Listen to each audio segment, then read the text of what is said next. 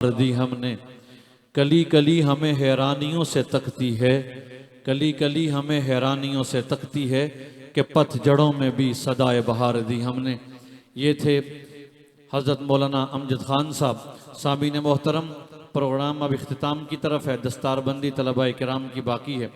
اب میں مختصر وقت کے لیے ہمارے جامعہ میں چونکہ اسکول کا شعبہ بھی ہے، پہلی جماعت سے لے کر میٹرک تک ان کے مابین کچھ عرصہ پہلے تقریری مسابقہ ہوا۔ حالات حاضرہ کے اعتبار سے خلفائے راشدین اور ان کا مثالی دور یہ موضوع رہا۔ جس طالب علم نے اس مسابقے میں پہلی پوزیشن حاصل کی، ننھے منھے طالب علم میں دعوت دے رہا ہوں حافظ معیز کو کہ وہ تشریف لائیں اور خلفائے راشدین اور ان کے مثالی دور پر مختصر گفتگو فرمائیں۔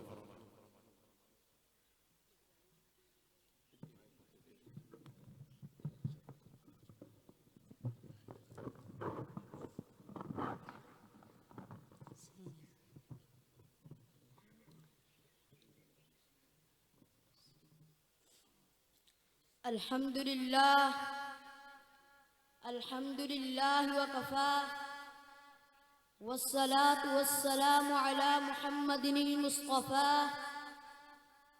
اما بعد فاعوذ باللہ من الشیطان الرجیم بسم اللہ الرحمن الرحیم قال الله تبارك وتعالى في كلام المجيد والفرقان الحميد وعد الله الذين آمنوا منكم وعملوا الصالحات لأستخلفنهم في الأرض كما استخلف الذين من قبلهم آمنت بالله صدق خالق مولانا العظيم وقال رسول الله صلى الله عليه وسلم الخلافة بعدي 30 سنة ثم تكون ملكا او كما قال علیہ الصلاة والسلام۔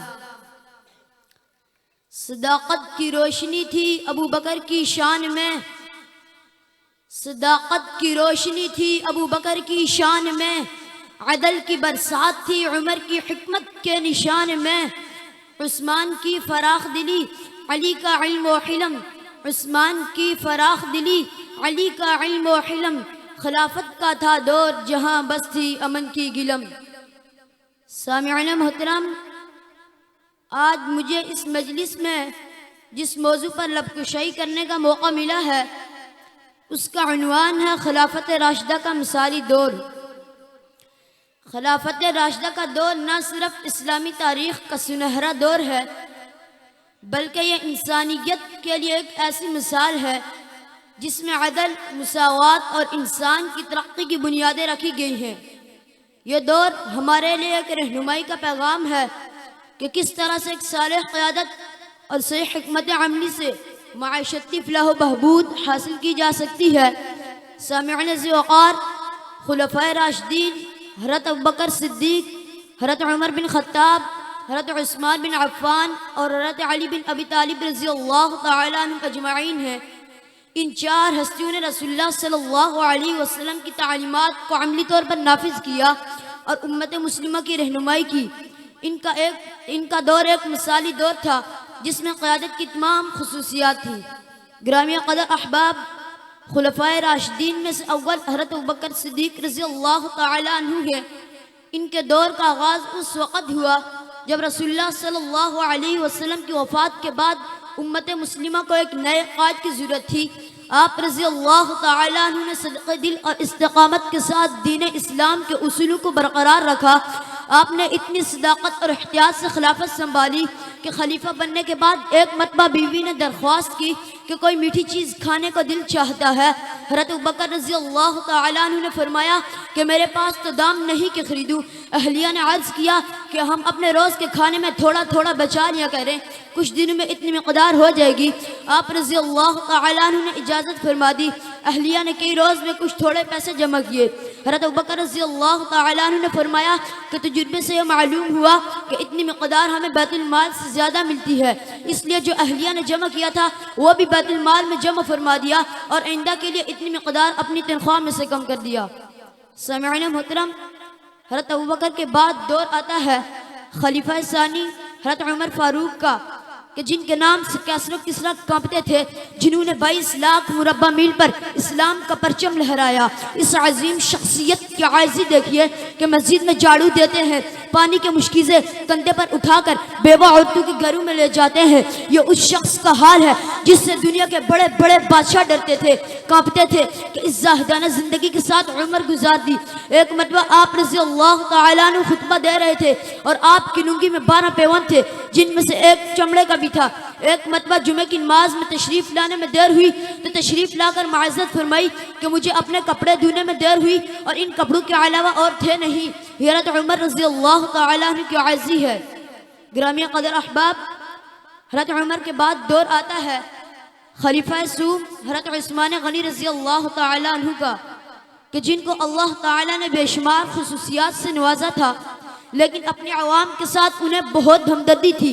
انہوں نے ہمیشہ اپنے گورنر اور حکام کو عوام کی خدمت کی تلقین کی۔ اگر کسی گورنر یا افسر کی شکایت آتی تو فوراً اس کی تحقیقات کروا کر انصاف فراہم کرتے۔ حضرت عثمان غنی رضی اللہ تعالیٰ عنہ کا سنہرا دور تھا۔ سامعین محترم، حضرت عثمان کے بعد دور آتا ہے حضرت علی رضی اللہ تعالیٰ عنہ کا۔ حضرت علی رضی اللہ تعالیٰ عنہ یتیموں اور محتاجوں کی مدد کے لیے مشہور تھے۔ راتوں کو گمرام رہ کر یتیموں کے گھروں میں کھانا پہنچایا کرتے۔ آپ کی رحلت کے بعد لوگوں کو پتہ چلا کہ وہ شخص جو رات کے اندھیرے میں ہماری مدد کرتا تھا وہ خلیفہ وقت امیر المؤمنین حضرت علی کرم اللہ وجہہ تھے۔ ارباب علم و دانش، خلفائے راشدین کا دور حکومت ہر لحاظ سے ایک مثالی دور تھا، جس کے اندر عدل و انصاف کی بنیاد پر ہر شہری کی جان، اس کا مال اور اس کی آبرو عزت محفوظ تھی۔ بنیادی معاشی ضروریات کا بلا کسی تخصیص و امتیاز سب کے لیے بندوبست تھا۔ معاشرتی مساوات تھی اور امن و امان کے ساتھ زندگی گزارنے کا سب کے لیے یکساں موقع تھا۔ گرامی قدر احباب، آج بھی اس دنیا میں پائیدار امن و استحکام کا قیام خلافت راشدہ کی پیروی سے ہی ممکن ہے، اور اس نظام خلافت کے احیاء اور بقا کے لیے افراد انہی مدارس سے حاصل ہوں گے۔ تاریخ گواہ ہے کہ کرۂ ارض پر جب بھی کہیں اسلامی نظام کو عملی طور پر نافذ کیا گیا تو وہ ان بوریہ نشین ملاؤں ہی کے ذریعے ممکن ہوا۔ خرمن اسلام پر جب جب کفر و طغیان کی بجلیاں گوندی تو یہی روکھی سوکھی کھانے والے میدان میں آئے۔ جب بھی باد سرسر کے تھپیڑوں نے اسلام کی نو کو گھیرا، انہی خرقہ پوشوں نے ان کا رخ موڑا، اور آج بھی عالمی استعمار سے برسر پیکار ہے۔ شاعر نے اس سے کیا خوب منظر لیا ہے کہ نہ پوچھ ان خرقہ پوشوں کی عقیدت ہے تو دیکھ ان کو، نہ پوچھ ان خرقہ پوشوں کی عقیدت ہے تو دیکھ ان کو، یہ دے بیزار لیے پھرتے ہیں اپنی آستینوں میں، تمنا درد دل کی ہے تو کر خدمت فقیروں کی، تمنا درد دل کی ہے تو کر خدمت فقیروں کی، یہ گوہر یکتا نہیں ملا کرتا شاہوں کے خزینوں میں۔ وآخر دعوانا الحمدللہ رب العالمین۔